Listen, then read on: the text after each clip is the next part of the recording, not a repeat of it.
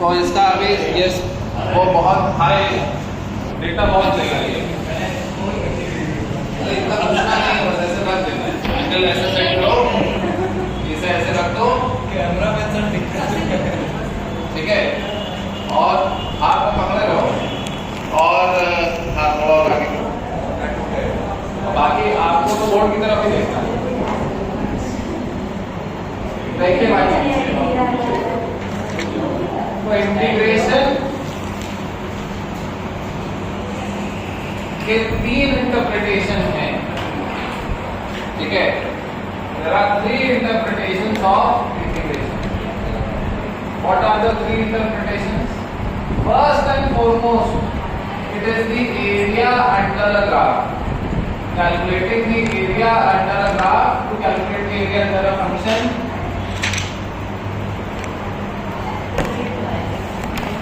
on its graph.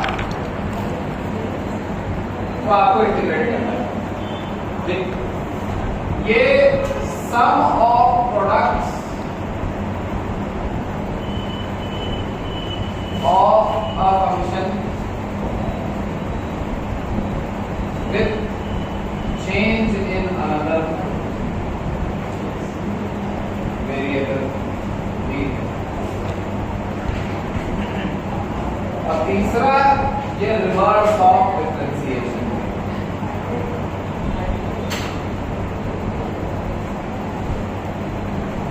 अब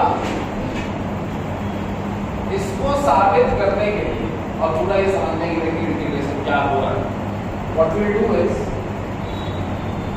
भूल जाओ कि इंटीग्रेशन पढ़ रहे हैं, हम लोग एरिया अंडर द ग्राफ निकालना चाहते हैं। क्यों निकालना चाहते हैं वो भी मैं बताऊंगा कि क्या ऐसा होता है, कहां कहां मुझे एरिया अंडर द ग्राफ निकालने की जरूरत पड़ती है, ठीक है। तो ये हो जाएगा आपका क्या, सपोज ये वेलोसिटी वर्सेस टाइम ग्राफ, ठीक है। This is velocity, this is time, और वेलोसिटी वर्सेस टाइम ग्राफ आपका कुछ ऐसा दिख रहा है, मान लीजिए, ठीक है। अब तुम्हें जो है यहां से लेकर के यहां तक का एरिया निकालने का टास्क मिला हुआ है। तो तुम क्या कर सकते हो, तुम बोल सकते हो कि ये एरिया अगर मुझे निकालना है तो मैं इसे बहुत ही पतले पतले स्लिट्स में बांटूंगा, ठीक है। फाइनली चॉप कर लेते हैं, लेकिन तो महीन महीन काट देंगे, ऐसा एक स्ट्रिप होगा,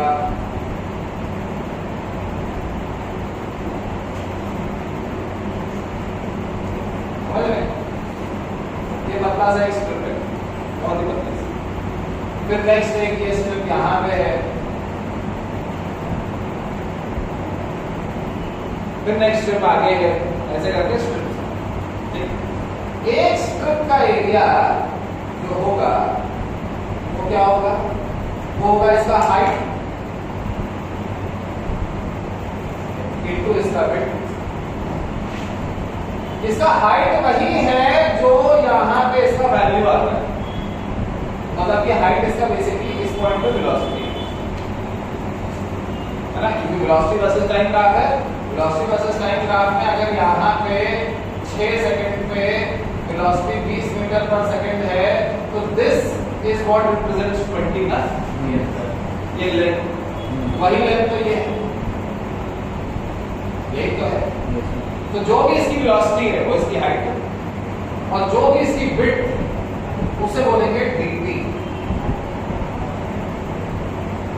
where d represents a very small, differentiation में आपने देखा है d का मतलब है बहुत ही छोटा सा चेंज, तो very small change in time into velocity.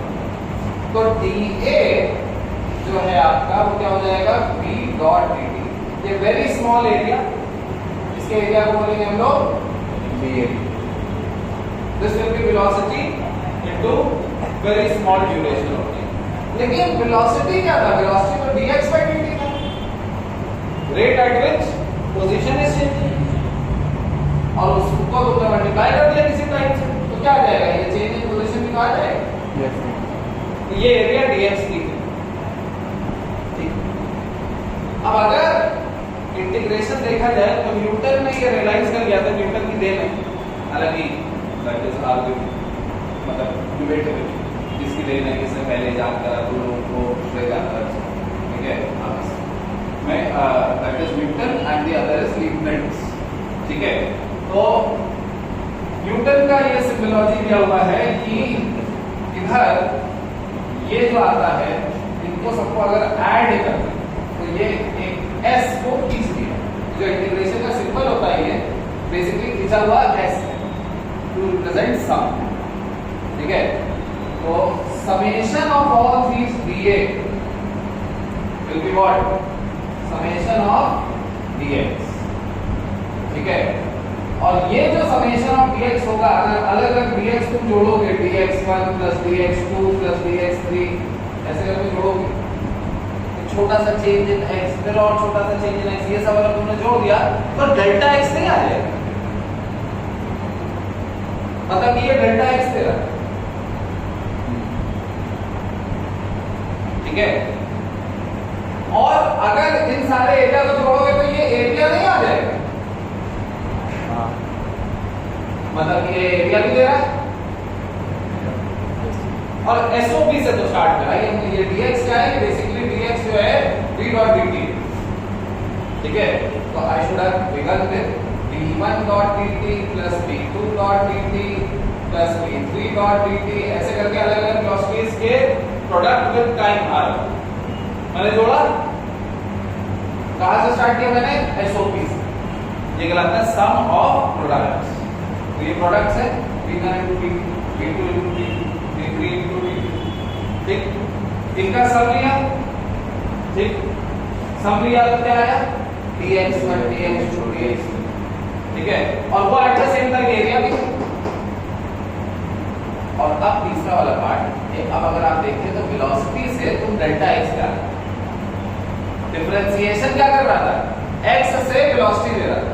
अगर तुम्हारे पास x है तो उसे डिफरेंशिएट करके तुम वेलोसिटी निकाल लेते। इंटीग्रेशन क्या कर रहा है, वेलोसिटी है तुम्हारे पास, तो इंटीग्रेट करके तुम क्या कर ले रहे हो, उसका x निकाल लेना, x निकाल, एक्चुअली डेल्टा x निकाल, ठीक है। बट ऑलमोस्ट बात समझ में आई? ये तीन इंटरप्रिटेशन समझ में आए कि नहीं आए? सही है। देखो आ रहा हूं, इसको पॉज कर दो, बंद कर दो। अच्छा, तो एक बार दोबारा देखो, अगर मुझे एरिया ड्रॉ करना तो one process is going to चला, हाँ sir, is going to be graph के अंदर जो एरिया है वो निकालने के लिए, थोड़ा ऐसा ग्राफ है, ये निकालने के लिए हम लोग एक बार ऐसा कुछ स्क्रिप्ट ले लेंगे।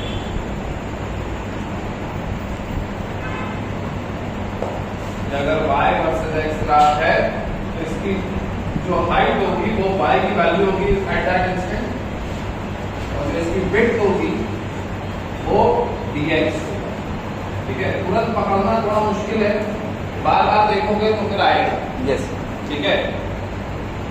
y डॉट dx, ये जो आएगा इसको हम लोग बोलेंगे dA,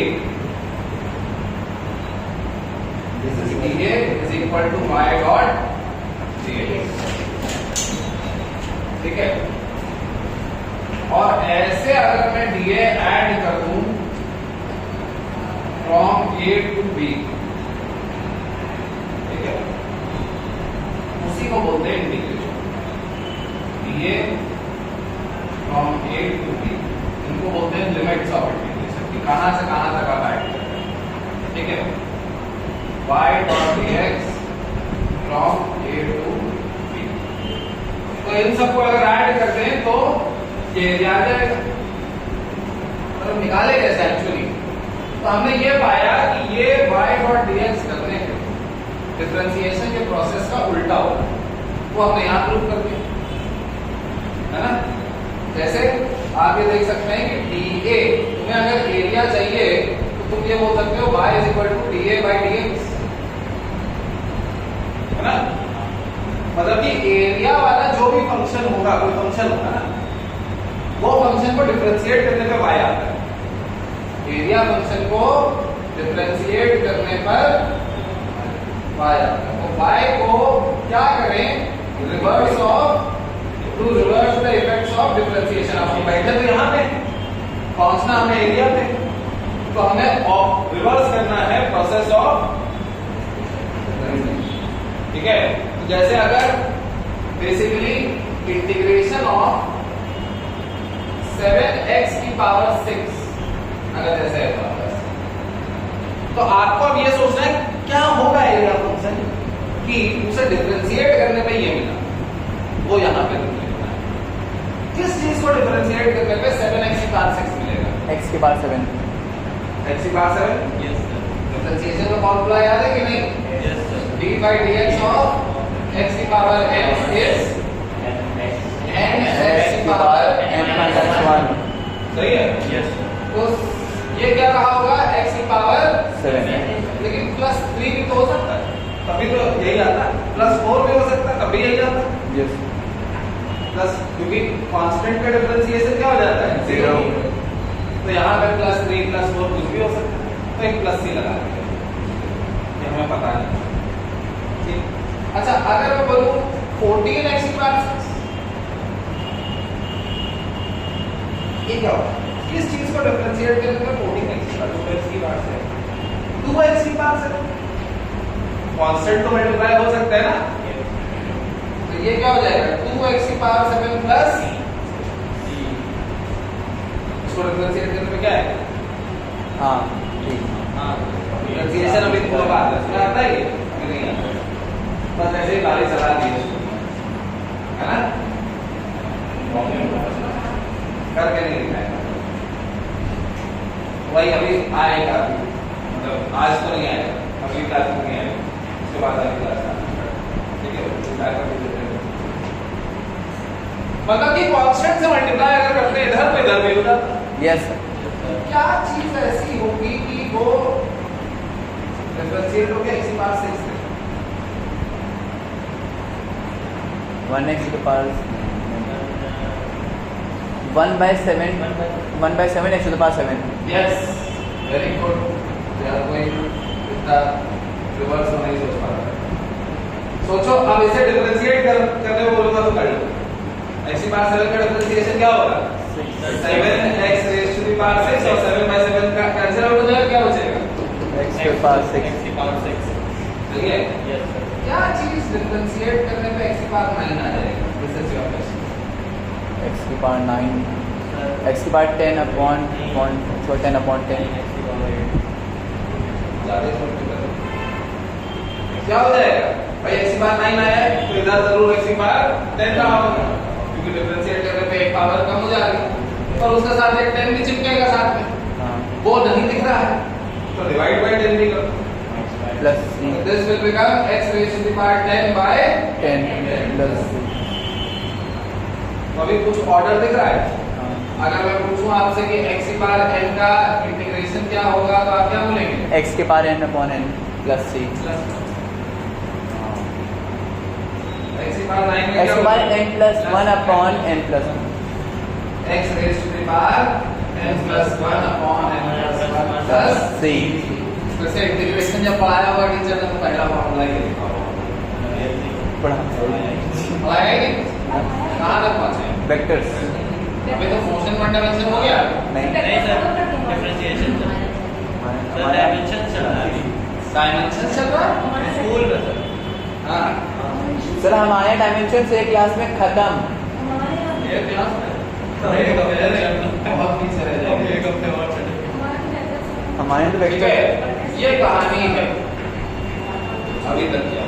एक फोटो ले लो जरा, किसी को इकट्ठा होता है ना फोटो लेने वाला।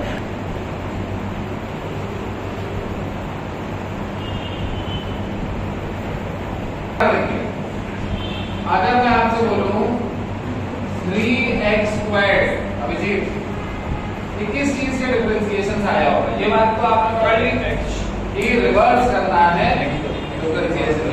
अभी और भरोसा आएगा इस एक बार तो एक ही चीज बता सकते हैं ना, एक बार तुम्हें ऐसा भरोसा हो जाएगा फॉर्मूला पे, तो फिर वापस आएंगे कि अच्छा एरिया कैसे दे रहा है ये साबित करेंगे। ठीक है, तो one thing at a time. तो अभी बस मुझे ये बताओ किस चीज को डिफरेंशिएट करने पे 3x स्क्वायर आएगा? x to the power 3 x raise to the power 3 plus c नहीं? अरे इंक ले आइए, इंक नीली और लाल, नीली और लाल। ठीक है, मुझे अच्छा। अब अगर मैं बोलूं ये 3 नहीं ये 24x स्क्वायर्ड है, किस चीज से 24x स्क्वायर है? भाई यहाँ x स्क्वायर है तो x क्यूब तो होगा ही, बस you have to account for कि जब x क्यूब को डिफरेंशिएट करेंगे तो यहाँ 3 आएगा। ठीक है, 3 और उसकी जगह ये क्या है 24 है, तो जरूर 8 से भी है मल्टीप्लाइड। अगर सीधे x स्क्वायर लिखूं तो x क्यूब तो आना ही है यहाँ पे, उसी को डिफरेंशिएट करके तो x स्क्वायर, लेकिन 3x स्क्वायर है वो नहीं दिख रहा है तो बाय 3। इन जनरल आप देखोगे कि इंटीग्रेशन ऑफ, अब यहाँ पे बोलना स्टार्ट करो, सवाल दीजिए आगे नीली और लाल लाल कलर की है, लाल की है। अरे यार सॉरी तो ओके। इन जनरल आप देखिए जैसे x की पावर 5 है, इंटीग्रेशन ऑफ x की power 5 with respect to x is equal to x raise to the power 6 by 6 plus integration of x की power 13 with respect to x। और अब ये साथ में उच्चारण करना आपको स्टार्ट करना पड़ेगा। ठीक है, integration of x raise to the power 13 with respect to x is equal to x raised to the power 14 by 14 plus 3 integration of x की power -4 with respect to x is x raised to the power -3 upon -3 plus 3। ठीक है, in general x की power ऐसे कुछ और लेने 10 with respect to x क्या हो जाएगा? x raised to the power 11 upon 11 plus 3। तो फाइनली अगर मैं बोलूं x raise to the power n का integration of x raise to the power n x to the power n plus 1 upon n plus 1 plus 3। ये आपका सवाल। ठीक है, अब फर्दर ये बात समझो, फिर से वापस आ रहे हैं इसलिए कि एरिया वगैरह चाहिए। फर्दर ये बात समझो कि ये जो एरिया देता है ये देता है 0 से लेकर के x तक। ये जो आता है अगर हमारे पास है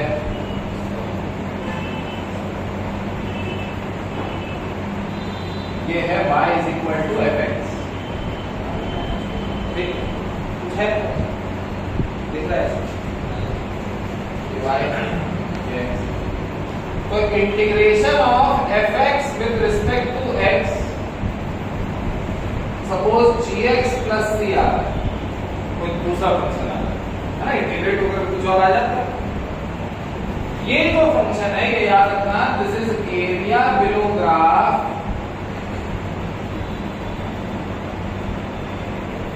फ्रॉम 0 to x।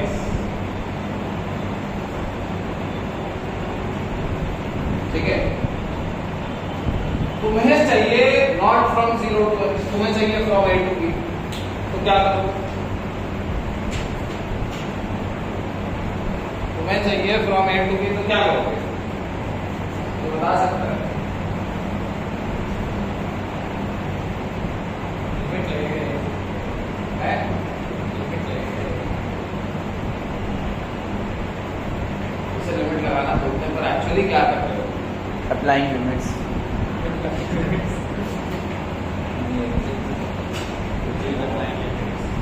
अगर ये 0 से x तक का एरिया है, तुम्हें a से b तक का एरिया चाहिए। जैसे अगर तुम x डालोगे ना, ठीक है, तो मैं एग्जांपल की बात करना चाहता हूं। देखो, suppose y is is equal to x graph है ना, ये है y is equal to x, ये लाइन है ऐसी होती है, तो पता है y is equal to x, इसको इंटीग्रेट करो x डॉट dx, ये क्या आएगा एक्स स्क्वायर अपॉन 2 क्या आएगा x square by 2 plus c।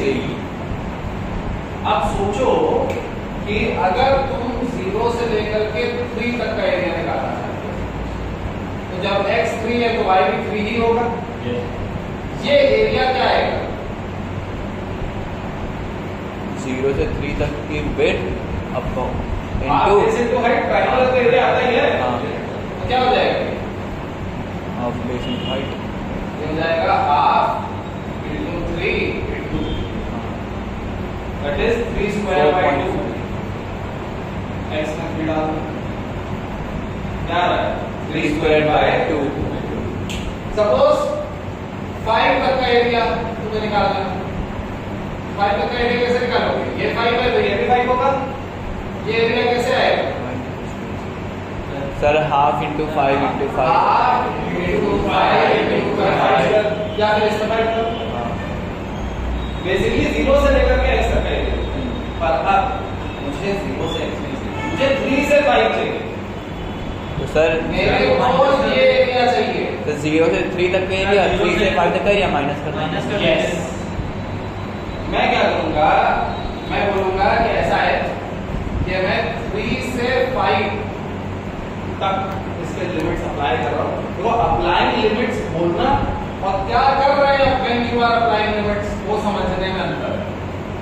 Basically इसमें 5 डालेंगे तो 0 से 5 तक का एरिया आ जाएगा 5 स्क्वायर बाय 2 प्लस c,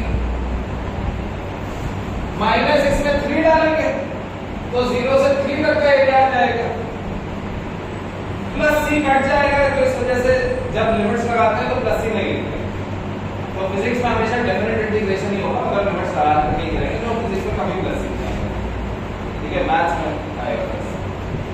तो अभी ये क्या हो गया बेसिकली 5 स्क्वायर बाय 2 माइनस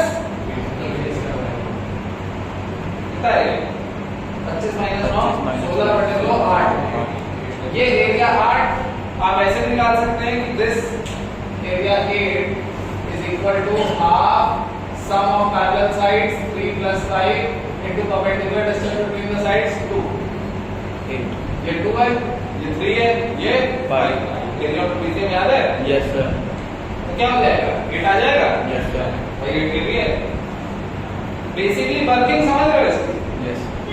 तो अभी तुमने ये फार्मूला निकाल लिया, अब उसका करोगे क्या, वो दे क्या रहा है 0 से लेकर के x तक का एरिया, तुम्हें जरूरी नहीं है 0 से लेकर के x तक का निकालना, तो तुम क्या करोगे एक बार निकाल लोगे b तक का एरिया, फिर उसमें से a तक का एरिया माइनस करो, b तक का एरिया निकाला फिर a तक का एरिया माइनस कर दिया, तो मिल गया ना, ठीक है।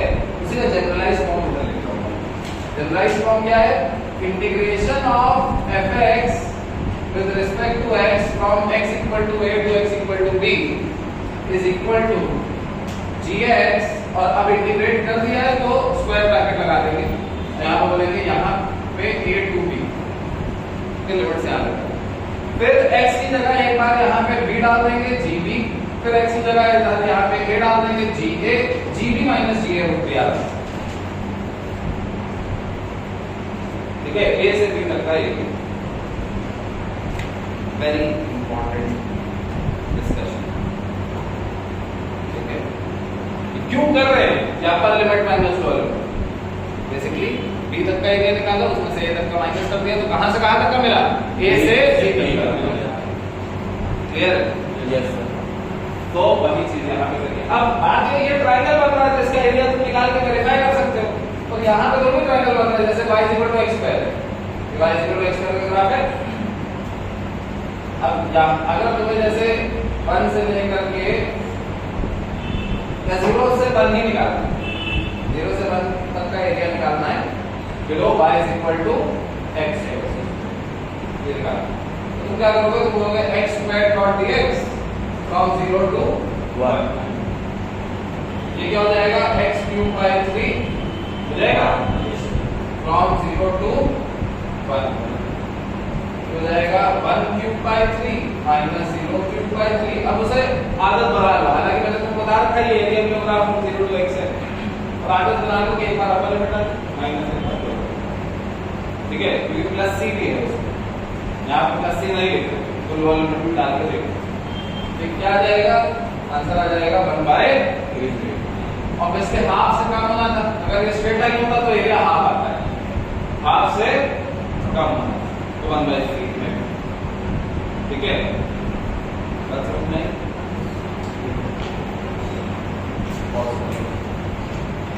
अभी बनी रही जैसे बताना ही पड़ेगा। क्या टाइम हो रहा है?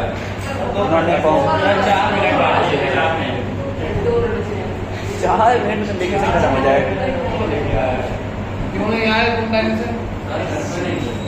और क्यों नहीं आए निशा?